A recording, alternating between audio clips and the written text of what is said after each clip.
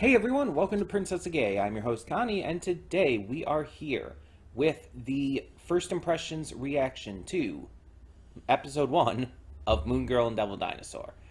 So for those of you who are new to the channel, a first impressions reaction is as it sounds. I react to the first or sometimes second episode as well of a series and give you my first impressions and decide whether or not it's something I want to continue to react to, something I want to watch on my own time, or something I'm just not interested in. It's a way to basically give a series a chance before I'm sure if I'm going to like it. Now, some shows I do this with, it's kind of up in the air with, because it's like, I don't know what to expect from the series at all. But this series is one of those shows that I actually have a lot of faith in. I actually think this is going to be really good. On not necessarily on the level of something like Owl House and Amphibia or whatnot, but I think it's going to be pretty up there. Everything I've seen from it, a couple like small clips. I think I saw like a teaser trailer or something. Not to mention, I've seen the theme song. Everything gets me extremely hyped for this series. And it's also a Marvel property, so yeah, that makes it even more interesting. This is a Marvel property. It is based off of characters from Marvel Comics. Moon Girl and Devil Dinosaur were actually in Marvel Comics, which is pretty interesting. So from what I know of the series, Moon Girl is a genius teenage girl. On the same kind of level as Riri Williams, aka Ironheart. She's a certified genius, and somehow she brings a dinosaur, a Tyrannosaurus Rex, from the ancient past into modern day and befriends it. That's pretty much all I know about the concept of it. I do know that this series is supposedly going to take a lot of look into like black culture and whatnot, which is great to see. We've been seeing that a lot with Proud Family, the newer series, and even the older original series too. But especially recently, the newer series, and it's even made some headlines and gotten some attention on social media because of some of the stances it's taken. And good. I applaud that. And honestly, we need more shows like that. We need shows at this point to just continue to represent black people and people of color in general. Because it's like, us white people, speaking as a white person, we had our time. We had our time where all these characters in animation, in various movies and games and whatnot, were white. And that was the standard. That was the default. The characters of color were few and far between and usually seen as kind of a token character in a lot of media. So now that we're getting a lot more media with people of color as the, leads, it's a big deal. Owl House and Amphibia are great examples of that. Ghost and Molly McGee, another great example. Even going back as far as you could say The Legend of Korra. Avatar The Last Airbenders, kind of unclear. Like, it's unclear what, race or anything Aang is supposed to be. Or the air nomads in general. Because Aang, I don't know. I think they're supposed to be, East Asian. But I'm not sure. I know, the Southern Water Tribe and the Northern Water Tribe, they're supposed to be representative of Inuit tribes and whatnot. And I believe the Fire Nation is Japan, I want to say. But they're definitely Asian. I mean, that's very clear. Earthbenders has never been 100% clear either, but Earthbenders might be Chinese. I don't know. It's hard to tell what the influences were when designing the different nations of the Avatar world. It's hard for me to tell. Maybe that's just me, but I could probably just look into it more. Like you could probably find all that information. To be fair, um, but even going back as far as that, like even with that, it's like yeah, still, it's like that was not the norm in those days. Avatar came out in 2005. Keep in mind, um, that was not the norm in those days. That was very much the exception. So the fact that like in the current day we're getting more and more representation for people of color and queer people and so many other disenfranchised groups is great. And with this series, I have not heard anything about like what people think about it. Like I've heard nothing. Apparently there's 6 episodes out already, and this came out like I think a week ago. So they're really pushing out episodes quick, and I don't know why they're doing that, but it seems I'm a little worried. That does concern me a little bit. Um, but I'm not going to assume anything unless I hear more. Um, I don't want to just make assumptions and end up being very wrong. But they seem to be pushing out these episodes really, really quickly. But nonetheless, I am excited to see this. Like I said, I don't know a lot about it. I just know, I guess, the most basic premise. And I've seen the intro. The intro is absolutely slapping. It is wonderful. Like, I have watched that video so many times by this point. Um, but another thing of note is that this first episode is double length. And I haven't seen a lot of shows do that. Uh, the only other show I can think of at the top of my mind that had like a 40-minute first episode is the DuckTales reboot.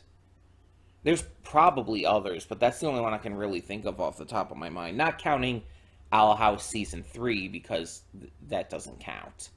It doesn't count. Um, Especially since all the episodes in Season 3 are that length. And there's only 3 episodes, and there's only one left. Now I'm getting depressed. Um, but yeah, I don't. For an entire series premiere, I can't think of anything else besides DuckTales that has done it. It's not a bad thing. It probably is necessary to like get this origin story out of the way. One big question I'm kind of wondering is this going to have any crossover with any like big mainstream Marvel heroes and whatnot, or is it going to kind of stick to its own lore and mythology and characters?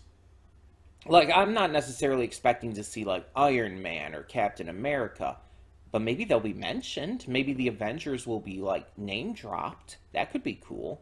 Even if they're not specifically shown. I don't know where this takes place either. That's another thing to discuss. I have no clue where this takes place. I think it's in America, but I don't know where. So that could also affect things too. I don't know. We'll see. We'll see. Either way, we're just going to get started and see what this double-length first episode has in store for us. So, when the screen fades to black, pause this redirect and go to the description below. Follow the link to the reaction, and after you watch it, come back here to the redirect and resume play. Because after it fades to black, then fades back in, everything from that point forward will be my afterthoughts and will contain spoilers to the episode. So, that being said, thank you so much for tuning in, and I will see you at the reaction.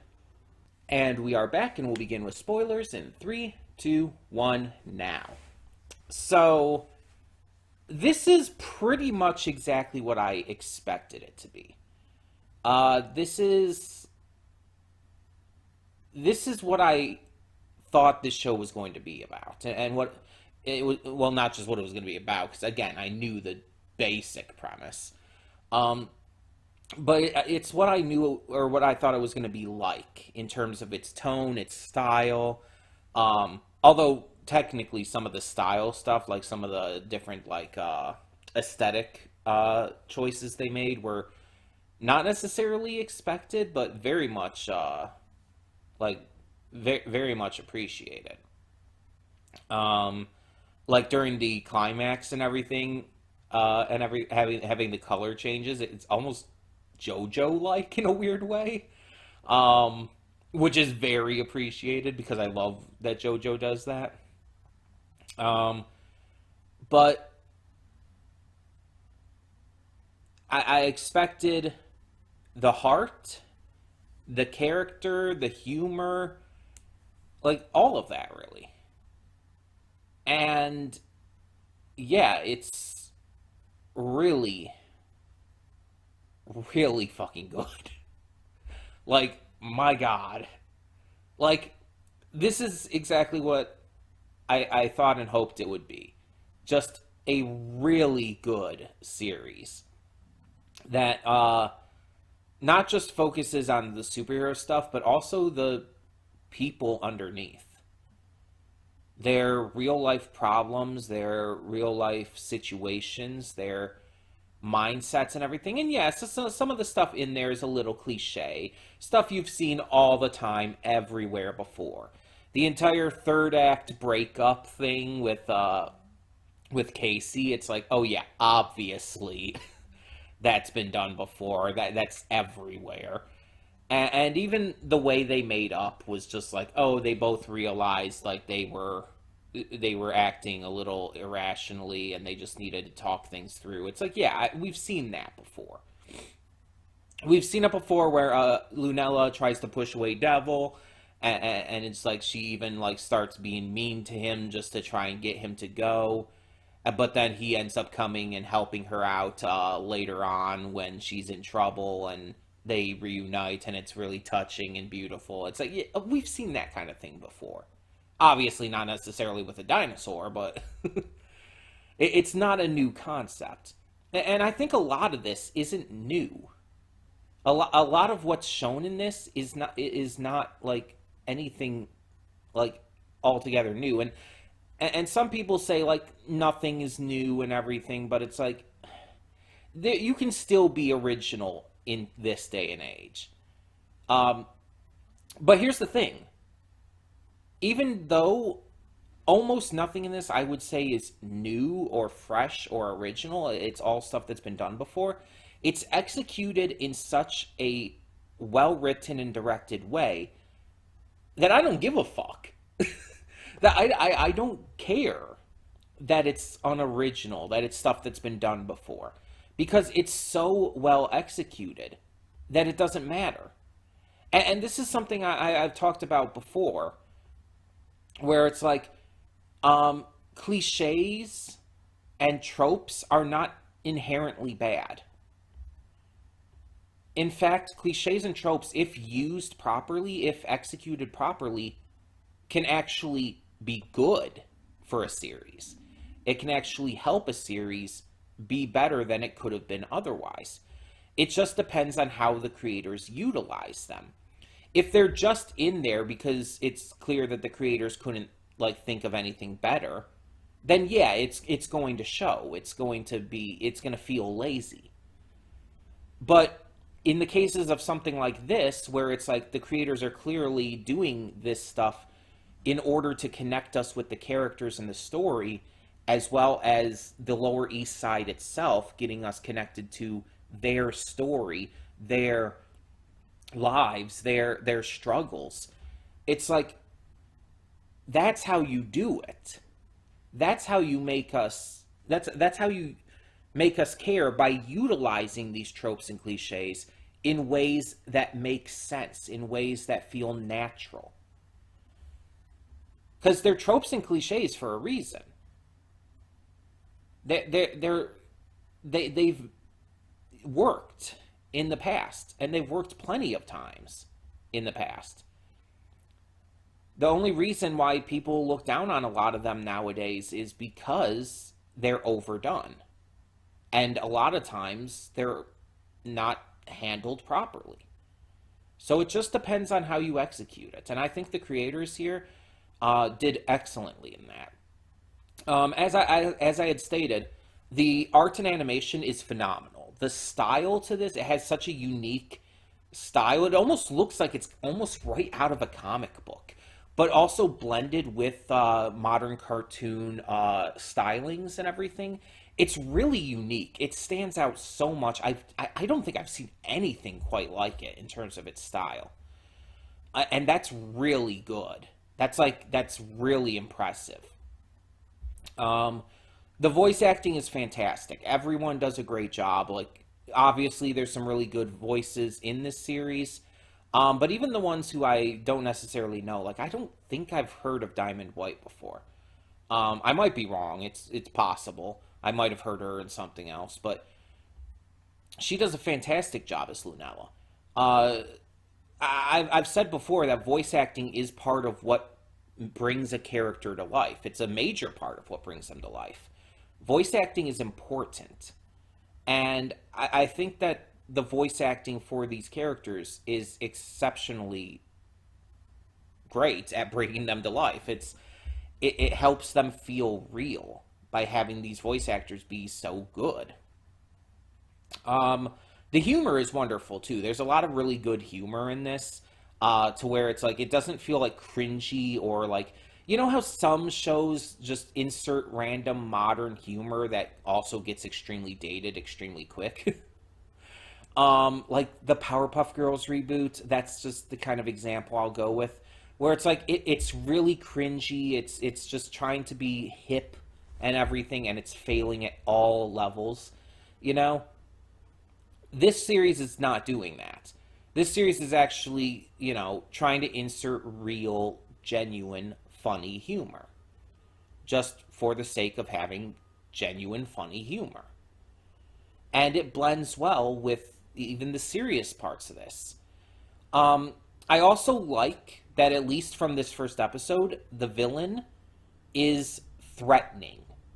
Like, I've seen a lot of cartoons with superhero stuff and whatnot, or similar kind of concepts, where the villains are goofy, are ridiculous, are not really a threat at all. They feel like, oh yeah, this is a kid's show, it's meant for kids, so they can't make the villains too threatening because that'll scare the kids. No, here they actually made Aftershock threatening. She's scary. She's unhinged. She's willing to kill a kid. That's really, really frightening. And that's perfect. Because by doing that, it legitimizes Moon Girl as a hero. It's not just saying like, oh, she's just some kid playing hero. No, she's an actual hero. She's fighting against real villains who are doing real evil and are willing to, again, kill a kid. It's like stealing the electricity from the Lower East Side is one thing. But the fact that she's willing to kill a kid raises it to the next level. And she's intense, too. The performance, I think that was Allison Brie, which, again, wild. But it's like the performance is so good. It's like, yeah, it was Allison Brie. The performance is so good because it's like you are genuinely frightened of her. Like, she's actually freaking scary. Like, you see the part where like where Lunella and Devil are like sneaking into the sewers where she's like, you know, absorbing the electricity. Well, I don't think they were sewers. I think they were the subway tunnels or whatnot.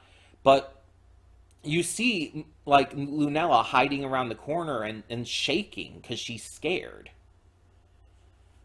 And you see like her peek out, but then like recoil back and everything. And it's like you get it. Because Aftershock is genuinely scary. She's genuinely a threat.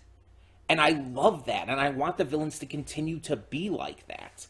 Like, you can throw in a villain every now and again who's just a joke, who's comical and whatnot, more than anything. But you have a villain like this, especially to kick off your series. It's like, this is good. And again, just in terms of design and powers and whatnot, she reminded me of Livewire from DC, which is pretty fun. I always kind of dug Livewire. Not my favorite DC villain, but I dug her for sure. Um, and yeah, I think there was an episode of the new Batman Adventures where she, Ivy, and Harley teamed up, and Batgirl and Supergirl actually had to take them on. I believe that's what it was.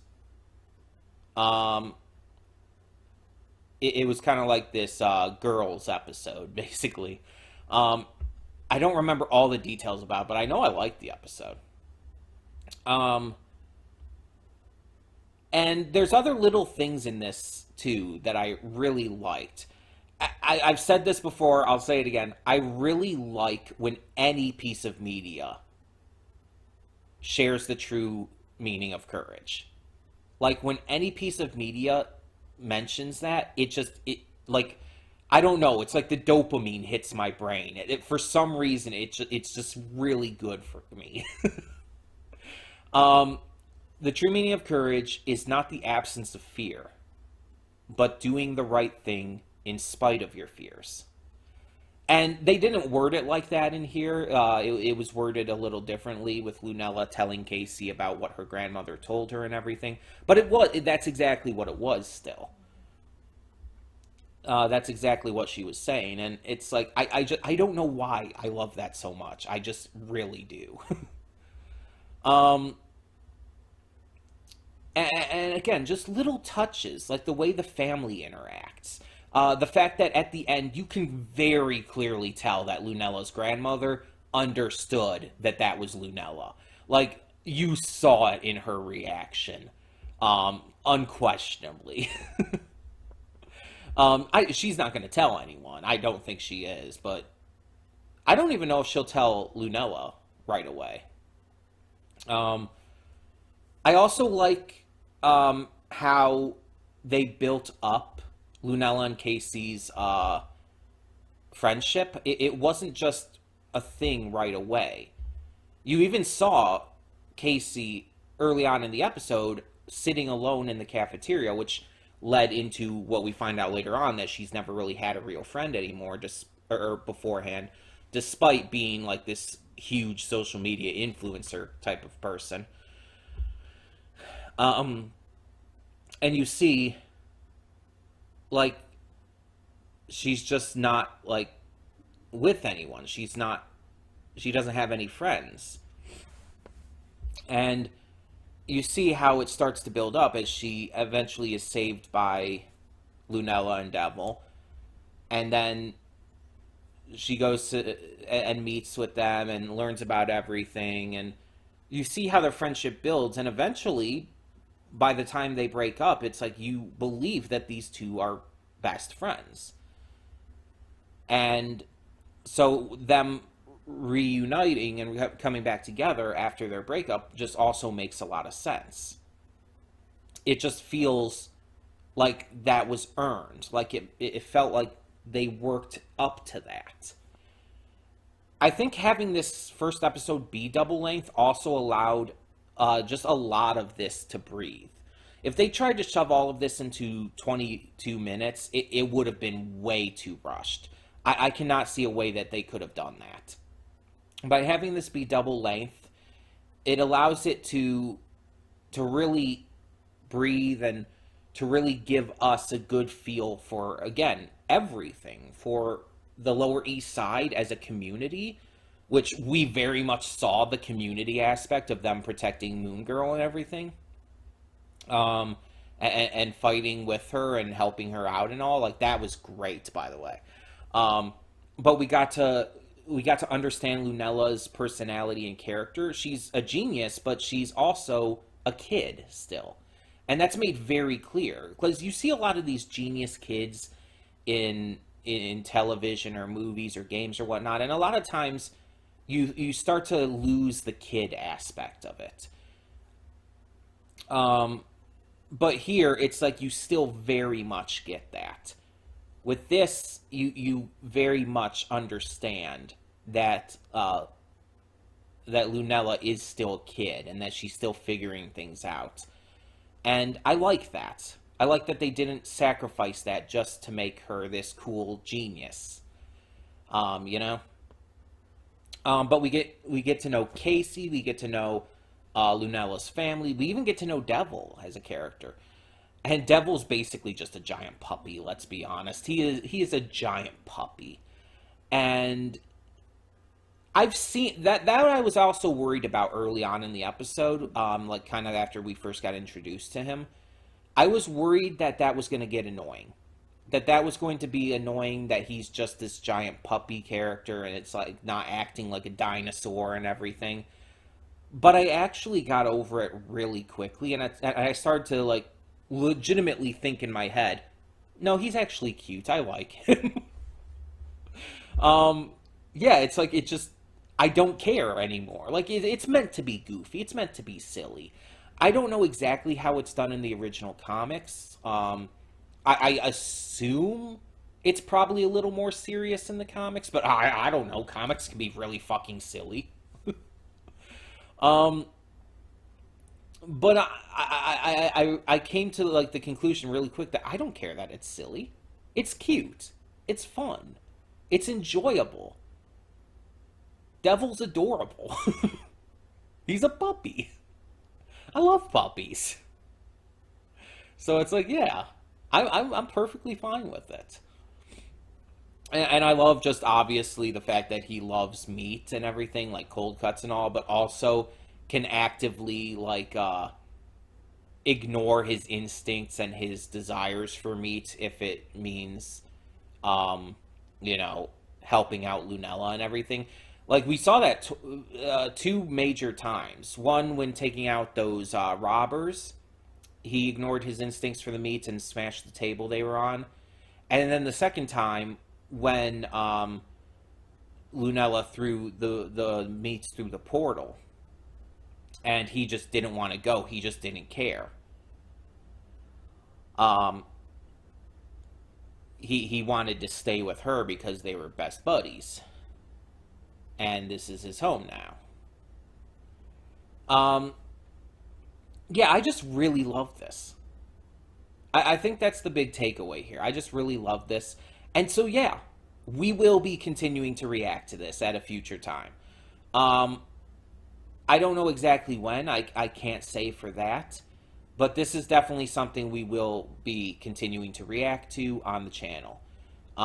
Just another first impressions that was successful. But it was really successful. Like, this was really good. So, we're going to continue this at some point in the future. Hopefully not too long, but who knows? I've already got so much on my list. I don't know. We'll see.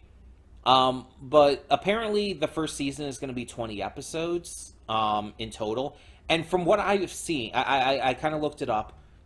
The first episode was released one day. The second episode was released the next day. Then, like a week later, it released 2 more episodes. And then the next week, 2 more, equaling 6. But then after that, it's going to be once a week. So it's like they rushed out the first 6 episodes for some reason. Doing 2 a week, basically, for the first 3 weeks. But then they're going to just go back to 1 a week for the rest of the season, it looks like. It's a weird idea, a weird release schedule, but whatever. Like, having the first 2 episodes or something released at the same time, it's like, yeah, other shows have done that. Or even the first 3. It's a little weird, but it's not unreasonable. But the first 6 to be released in such quick succession is wild to me. Like 2 episodes a week for 3 weeks is just wild. Especially the first week, because you have a double-length episode, and then the very next day they release episode 2. It's like, that's a lot. Like, if they did the first episode 1 week and then did the next 2 weeks, 2 weeks, so 2 and 3 and then 4 and 5, that would have been fine. But having a second episode on the same week as the first episode, which is double length, it's just like, Jesus. Okay. But whatever works, right? So yeah. I would love to hear your thoughts though, because this really impressed me. Like, if I'm being completely honest here, and this might be an extremely unpopular opinion, I think this was a better series premiere than Owl House. Now, of course, I love Owl House a lot more overall. Owl House is one of my favorite shows of all time. But that wasn't the thing right from the beginning. It took some time for Owl House to get to that point.